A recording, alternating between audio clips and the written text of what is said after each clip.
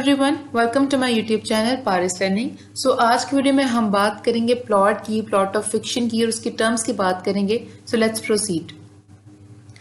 सो सबसे पहले बात करते हैं कि फिक्शन क्या होता है। द टाइप ऑफ बुक और a story that is written about imaginary characters and events and not based on the real people and facts.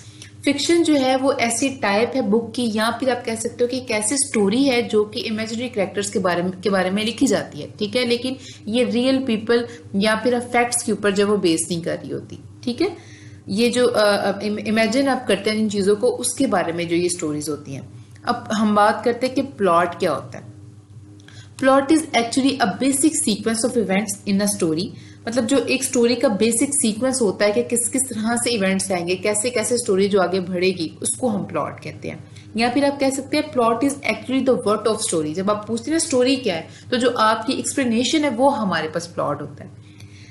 Second, इसकी डेफिनेशन ये है कि plot is what you relate when someone ask you what a book और a movie is about. जबकि आपसे पूछते ना कि अच्छा ये बुक किस बारे में थी, ये मूवी किस बारे में थी, जो आप उसको एक्सप्लेन करते हैं, जिस तरह से एक्सप्लेन करते हैं, जिस सीक्वेंस ऑफ इवेंट से आप एक्सप्लेन करते हैं, वो हमारे पास प्लॉट होता है, ठीक है। अब हम बात करते हैं एलिमेंट्स ऑफ प्लॉट की। There are 5 basic elements of plot: exposition, rising action, climax, falling action, resolution, ठीक है। इसका जो चार्ट है वो इस तरह से होता है कि यहाँ पर हमारे पास एक्सपोजिशन होता है, यहाँ पर राइजिंग एक्शन होता है, यहाँ पर हमारे पास क्लाइमैक्स आता है, फिर यहाँ पर हमारे पास फॉलिंग एक्शन और लास्ट के ऊपर जो यहाँ पर रेजोल्यूशन आ जाता है। अब बात करते हैं इनकी। सो एक्सपोजिशन क्या होता है? This is the first phase which introduces the characters, specially the main character, जिसको हम लोग प्रोटोगोनिस्ट भी कहते हैं। It shows how the characters relate to one another, their goals, motivation as well as a moral character. अब जो exposition होता है उसके अंदर ये हमारे पास होता है कि जिसमें हम लोग कैरेक्टर को इंट्रोड्यूस करवाते हैं। जो मेन कैरेक्टर होता है वो इंट्रोड्यूस होता है, या फिर जो स्टोरी के अंदर कैरेक्टर्स है वो एक दूसरे के साथ किस तरह से रिलेट करें, ये हमें पता लगता है। उनके गोल्स के बारे में, उनकी मोटिवेशन के बारे में, या मेन कैरेक्टर के बारे में हमें प्रॉपर पता लगता है कि उसका मोरल कैरेक्टर किस तरह से है। आपने अक्सर स्टोरीज देखी होंगी, सुनी होंगी, इसमें बताते हैं कि पहले कैरेक्टर का नाम बताते हैं और उसके बारे में बताते हैं कि वो एक अच्छा इंसान है। जो इस तरह से उसका जो आगाज हो रहा है, इस तरह से उसकी जो एक्सप्लेनेशन दी जा रही है, वो हमारे पास एक्सपोजिशन है, ठीक है जी। अब हम बात करते हैं राइजिंग एक्शन क्या होता है। It starts with the conflict. For example, the death of a character. Conflict is actually the struggle of main character. Conflict क्या हमारे पास स्ट्रगल है मेन कैरेक्टर की। अब conflict भी 2 टाइप की होती हैं। अब मैंने ना conflict की नेक्स्ट एक प्रॉपर स्लाइड ऐड किया है, उसको हम बाद में डिस्कस करेंगे। अभी तक हम अपने माइंड में रखते हैं कि राइजिंग एक्शन क्या है। राइजिंग एक्शन हमेशा स्टार्ट होता है विद द conflict, जो कि मेन कैरेक्टर के साथ उसका कनेक्शन होता है। अब जो है जहां स्टोरी हमें पता लगता है कि अच्छा कैसे स्टोरी बढ़ रही है, वो हमारे पास होता है। कुछ ना कुछ एक्शन जो है वो होने लगा है, ठीक है। अब यहीं से जब एक्शन मजीद बढ़ता है तो देन हमारे पास आता है जी क्लाइमैक्स। क्लाइमैक्स क्या होता है? Climax is actually the turning point और the highest point of the story. जो हमारे पास टर्निंग पॉइंट होता है, जो हाईएस्ट स्टोरी का जो मेन पॉइंट होता है, वो उसको कहते हैं हम लोग क्लाइमैक्स। द प्रोटोगोनिस्ट जो है हमारे पास होता है, जो मेन कैरेक्टर होता है हमारे पास प्रोटोगोनिस्ट, वो क्या करता है? Makes a single big decision that define not only the outcome of the story but also who they are as a person, ठीक है। अब इस क्लाइमैक्स के अंदर क्या होता है कि प्रोटोगोनिस्ट होता है, जो मेन कैरेक्टर होता है, वो एक बड़ा डिसीजन लेता है, जो कि ना सिर्फ हमें बताता है कि स्टोरी के अंदर आइंदा क्या होने वाला है, बाद में क्या होने वाला है, बल्कि हमें प्रोटोगोनिस्ट के बारे में भी बताता है कि वो एज अ पर्सन किस तरह से है, ठीक है। उसके बाद हमें बताता है फॉलिंग एक्शन। इस क्लाइमैक्स के अंदर एक तो कैरेक्टर का जो है मेन कैरेक्टर, वो भी पता लगता है कि वो किस तरह से है, और जो बाकी कैरेक्टर्स हैं वो किस तरह से हमें क्लाइमैक्स में ये भी पता लगता है, ठीक है। अब हम बात करते हैं फॉलिंग एक्शन की। The falling action phase consist of events that lead to the ending. अच्छा, अब वो इवेंट्स हो रहे होते हैं कि जिससे हमें पता लगता है कि अच्छा अब चीजें सॉर्ट आउट हो रही होती हैं, ऐसा ऐसा से हमें पता लग रहा होता है कि अच्छा अब एंडिंग होने वाली है। Characters action resolve the problem, ठीक है।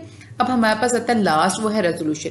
In this phase the protagonist and antagonist have solved their problem. या तो इनकी प्रॉब्लम सॉल्व हो जाती है, ना आइदर द प्रोटोगोनिस्ट और एंटागोनिस्ट विंस द कॉन्फ्लिक्ट। या फिर इस तरह से होता है कि या तो प्रोटोगोनिस्ट जीत जाता है या एंटागोनिस्ट जीत जाता है। इस तरह से हमारे पास होता है। द कॉन्फ्लिक्ट जो है वो ऑफिशियली एंड हो जाता है, इसके बाद मतलब स्टोरी एंड हो जाती है, ठीक है।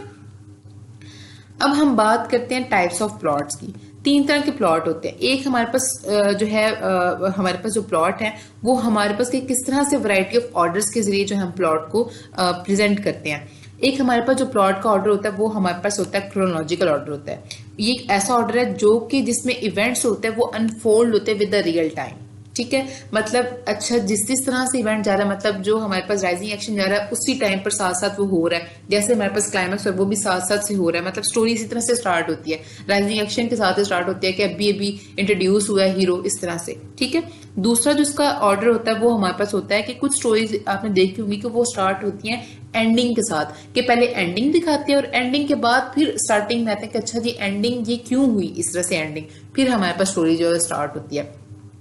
तीसरा जो एक ऑर्डर ये होता है कि स्टोरी जो है middle of the things add होती है, कि मतलब कुछ चीजें चल रही होती हैं और फिर जो है हमारे पास हीरो आता है और हीरो के एक्शन होता है और फिर स्टोरी जो वो स्टार्ट हो जाती है। ठीक है जी, कहते हैं कंफ्लिक्ट और इसकी टाइप्स के ऊपर। कंफ्लिक्ट जो है वो प्लॉट का बहुत मेन पॉइंट है। ठीक है, conflict is the struggle between two forces in a society. The plot revolves around this conflict.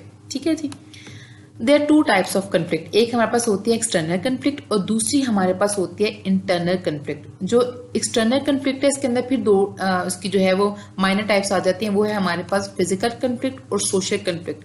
जो फिजिकल कंफ्लिक्ट होती है उसमें क्या होता है कि इंडिविजुअल की स्ट्रगल होती है against the physical world, like other characters हो सकते हैं, नेचुरल फोर्सेस हो सकती हैं, एनिमल्स हो सकते हैं, उनके साथ उसकी कंफ्लिक्ट होती है। ठीक है, लेकिन जब हम लोग सोशल कंफ्लिक्ट की बात करते हैं उसमें क्या होता है कि इंडिविजुअल जो है वो स्टैंड करते हैं अगेंस्ट द सोसाइटी, अपने कल्चर के, नॉर्म्स के, ठीक है, गवर्नमेंट के, तो वो हमारे पास होती है सोशल कंफ्लिक्ट। ठीक है, अब इंटरनल कंफ्लिक्ट क्या होती है, इसको हम लोग साइकोलॉजिकल कंफ्लिक्ट भी कहते हैं। इंटरनल कंफ्लिक्ट होती है कि करेक्टर के अपने एटीट्यूड के साथ, एटीट्यूड ऑफ बिलीव्स के साथ, जो कि करेक्टर के अपने साथ होती है, उसके फियर्स के साथ, उसके जो माइंड के अंदर जो उसके साथ कुछ जो प्रॉब्लम्स वाले होते हैं वो कंफ्लिक्ट होती है। ठीक है, अब हम बात करते हैं फ्लैशबैक क्या होता है। ये टेक्निक है एक। Flashback is actually a technique in which the author interrupts the plot of the story to tell an incident of an earlier time. मतलब इस तरह से होता है कि ऑथर जो है ना वो प्लॉट को इंटरप्ट करता है, मतलब जब स्टोरी चल रही होती है फिर वहां पर प्लॉट रोकता है, फिर हमें किसी पिछले टाइम पे ले जाता है, हमें बताता है कि पहले ये हुआ था तो इस वजह से ये चीजें हो रही हैं। ठीक है, like giving the reader a memory, इस तरह की मेमोरी देना रीडर को, अच्छा पहले ये हुआ था अब यहाँ से फिर चीजें कंटिन्यू होती हैं। ठीक है, इसको हम कहते हैं फ्लैशबैक। फॉर शेडोइंग क्या होती है, this is writer's technique in which the author provides clue और hints as to what is going to happen later in the story. Foreshadowing क्या होती है कि इसमें क्या करते हैं राइटर्स, एक टेक्निक यूज करते हैं जिसमें वो जो आइंदा इवेंट्स होने वाले हैं उसके बारे में क्लूज देते हैं, कुछ हिंट्स देते हैं। कभी कभी जो होता है राइटर बिल्कुल डायरेक्ट जो हमें हिंट दे देता है कि अच्छा अब आने वाले इवेंट्स में ये होगा। ठीक है जी, so this was all about. Thank you so much, please subscribe my YouTube channel.